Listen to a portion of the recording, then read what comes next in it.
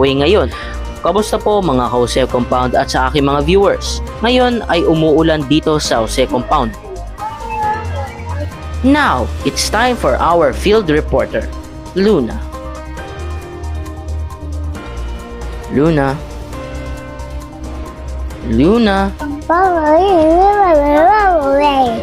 Tuloy-tuloy ang pagbuhos ng ulan, basa na ang kalsada at madulas ang daanan. Kaya't pinapayuhan ng mga motorista at mga residente na mag-ingat. Sa ngayon, wala pang malalang pagbaha, ngunit mahalagang maghanda at mag-monitor ng abiso mula sa Pag-asa at lokal na pamahalaan.